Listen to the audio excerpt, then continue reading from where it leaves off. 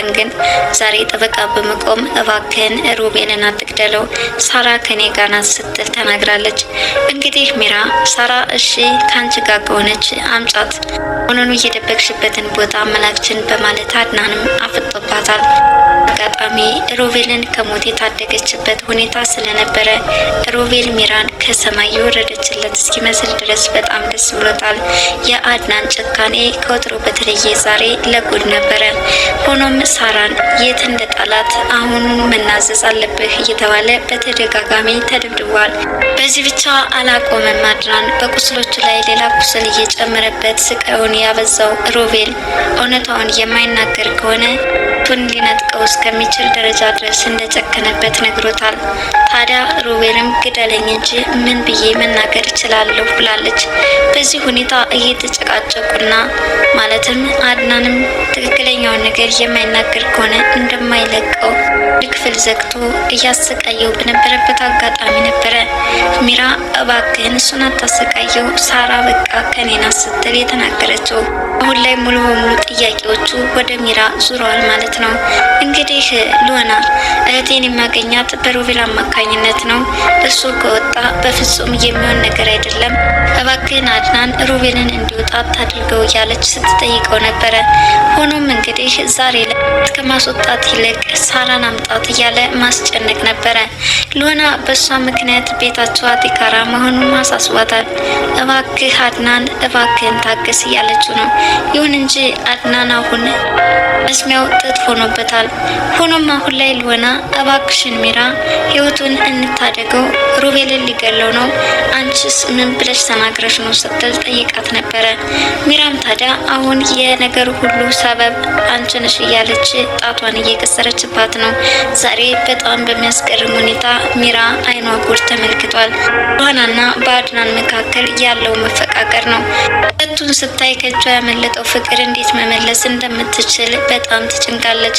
ታዲያ ለዚህም ማለትም ሁለታቸው ሲተሳሰቡና ሲጎራረሱ የተመለከተችው ሚራ እኔ ነኝ ለዚህ ሁሉ ጥፋተኛ፣ ያኔ ባልበድለው ኑሮ አድናን ምን ያህል ለኔ መልካም ሰው እንደሆነ አሁን የተረዳሁት ብላለች። ያኔ ነፍሰ ጡር በነበረችበት አጋጣሚ በተለይ የእርግዝናዋ ነገር ስታበስረው አድናን እንዴት እንደዘለለና ከዛ በኋላ ለሚራ ቤት ሲንከባከባት እንደነበረ ዞር ብላ ማስታወስ ስትጀምር በጣም አሟታል። ይህንን ከእጇ ያመለጠ ፍቅር እንዴት አድርጋ ትመልሰዋለች? በእርግጥ አድናን አሁን ልቡ ሙሉ በሙሉ ሻክሯል። ለሚራ ምንም አይነት ስሜትም ሆነ ፊትም እየሰጣት አይደለም። ታዲያ በዚህ ሁኔታ ሚራ እብድ ሆናለች።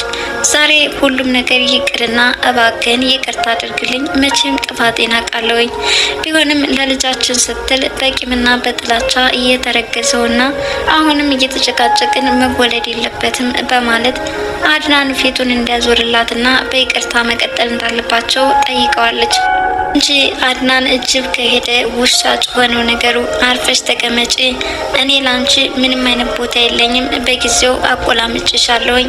ይሁን እንጂ ያንን እድል መጠቀም አልቻልሽም፣ አሁን ከሮቤል ጋር እንደፈለግሽ መሆን ትሻለሽ ብሏታል። ታዲያ በዚህ ሁኔታ ፊቱን ያዞርባት አድናን አሁን ላይ ከሉና ጋር መጨቃጨቋን ተያይዘዋለች። በአንቺ ምክንያት ነው ይህ ሁሉ እየሆነ ያለው፣ ለምን ወደ መጣሽበት አትሄጂም ብላታለች።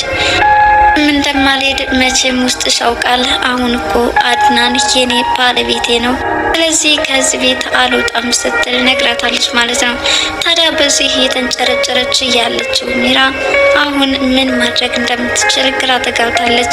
ሮቤልም አይደለም አድናንን ተከላክሎ እሷን ከዛ ቤት ይዟት ሊወጣ ይቅርና ራሱም በአድናን ቁጥጥር ስር ውሎ በጭራሽ መንቀሳቀስ የማይችልበትና እንዲሁም በደረሰበት ጉዳት ከቤት እንዲያገግም ተደርጓል። እሱ ግን ክስ ሊመሰርት ነበረ እቅዱ። በነገራችን ላይ አድናን በጭራሽ ከዚህ ቤት አትወጣም፣ ቁስልን ቁስል አድርገህ ትቀመጣታለህ፣ ከውጭ ከወጣህ ደግሞ ሌላ ከባባድ ሰበቦች ይመጡብሃል በማለት ሀሳባቸውን እንዲቀይሩ አድርጓቸዋል። ሚራ በራሷ በኩል የሰራችውን ወንጀል እያስታወሰች የማ ነገር ተጠያቂነቱ ራሴ አያልፍምና አሁን ተመልሶ መተኛት አለበት በማለት ሆስፒታል ልትወስድ የነበረውን ሮቤል እንደገና አልጋው ላይ እንዲተኛ አድርገዋለች። ታዲያ ይህን ተከትሎ ሚራ አድናንን በጣም ጨካኝ ነህ አትመስለኝም ነበረ፣ እስካሁን ድረስ ያንተን ጸባይ እንዴት ነው መረዳት የተሳነኝ ያለችም እንግዲህ አድናን ስለጨከነበት እየተናገረች ነው። ይሁን እንጂ ሚራ ያው ሮቤልን ከልቧ ስለምትወደው ነው ሁሉ እያደረገች አለችው። ሉናም ቢሆን በበኩሏ በእኔ ምክንያት ቤታቸው ተተረማመሰ፣ ወንድሙ ጋም ተጣላ። በቃ አድናን ስሜታዊ ከመሆኑ ወጥተህ ለምንድነው ተረጋግተ ነገሮችን ቆም ብለህ የማታስበው? እኔ ሁሉም ነገር እንዲበላሽብን አልፈልግም። በተለይ በሮቤል ደጋግመህ ስትመጣው ህይወቱ ያሰጋልና በዚህ ምክንያት ደግሞ ዝብጥያ እንድትወድብኝ አልፈልግም። እኔ እናንተ ተጋብተን ብዙ ልጆች እንዲኖሩንም ካለ ምኞት የተነሳ እባክህን አድናን ተረጋጋ እያለችው ትገኛለች። አድናን ታዲያ እኔም እኮ የሞተ ሰው መግደል አልፈልግም፣ ነገር ግን በወንጀሉ ልክ የሚገባውን ቅጣት ማግኘት ደግሞ ግዴታ ነው። መቼም ሮቤል መማር አይችልም ሲል ለሉና ነግራታል። እንግዲህ እነዚህ ልጆች በጣም ደስ ይላል። በዛሬው ክፍል እንግዲህ በተመለከት ነው በሉናና በአድናን መካከል ያለው መፈቃቀር፣ መተሳሰብ ከዚህ በፊትም ሲያሳልፉ የነበሩት በመካከል ግን ሚራና ሮቤል ጣልቃ እየገቡ ወደ ወዲህ በማለት በሐሰት አጣልተዋቸው ነበረ። በተለይ አድናን ሚራ የምታደርገውን ነገር ሙሉ በሙሉ አሜን ብሎ ተቀብሏትና እውነት መስሎትም ነበረ። ዛሬ ላይ ግን የሁለቱንም ማስመሰል እንዲሁም በተለይ ሮቤል ሉናን ሊቀማው እንደሆነ ከተረዳ ወዲህ እጅግ በጣም መራር ነው የሆነበት። በጣምም ተናዷል። ታዲያ በተደጋጋሚ ነበር ወደዛ ክፍል በሄደ ቁጥር የሚደበድበው። ላይ ዋነኛ አጀንዳውን ሳራ ላይ በማድረግም ሳራ የጠፋችበት ምክንያት ምን ሊሆን ይችላል? የእጅ ጌጣጌጧስ እንዴት ከሮቤል ኪስ ሊገኝ ቻለ? የመሳሰሉትን ጥያቄዎች በማንሳት አንዴ ከሚራ አንዴ ከሮቤል እያለ እንግዲህ የተለያዩ ነገሮችን እየሰማ ነው። ሚራ እራሷ ሆን ብላ ከሳራ እንደወሰደችው ሮቤል ለአድናን የነገረው። ሮቤልንም ይህንን ከሰማ በኋላ ቀጥታ ወደ ሚራ በመሄድ ሚራ የእጅ ጌጣጌጧን እንዴት ነው የቀማሻት? ሳራ ጋር ተጣልታችሁ ነበር ወይ በማለት ጠይቋት ነበር። ይሁን እንጂ አይ እንደዛ አይደለም፣ እኔ በፍጹም ከሳራ ጋርም አልተጣላውም፣ ለምንድነው አስር የምትጠይቀኝ? ያለች እንግዲህ የሳራ ጥያቄ በጣም በገነነ መልኩ ዛሬ አድናን ይህንን መልእክት ሲናገር እሷም በጣም ፈርታለች። ምክንያቱም ያኔ ሳራ ስትሞት እጇ እንዳለበት ሁላችንም እናስታውሳለን። ጋራ ነጻ የፍቅር ጊዜ እንዲኖራት በመፈለግ ሳራ ያኔ እንድትሞትላት ካላት ፍላጎት የተነሳ ሮቤል በትራስ አፍኖ ሲገላት በጣም ደስተኛ እንደነበረችና ሮቤል በጣም ምርጥ ስራ ሰርተህልኛል በማለት አብራ እንደተባበረችው እናስታውስ ነበር። ታዲያ አሁንም ገመናዋ በሮቤል ብቻ የሚሸፈን ስላልሆነ ማለትም እሷንም ስለሚያስጠይቃት በዚህ ምክንያት እንግዲህ ስለ ሳራ ጉዳይ ሲነሳ በጣም ትደነግጣለች። እርስ በርሳቸው እንደ ሚስጥራቸውን እየተሸዋወዱ ያሉት ሮቤልና ሚራ ራሳቸውን ለማዳን ብዙ መላምቶች ለአድናን እየነገሩት ነው። አድናን ደግሞ በጭራሽ ሊፋታቸው አልፈለገም። እያንዳንዱ በጣም እያፋጠጣቸው ነው።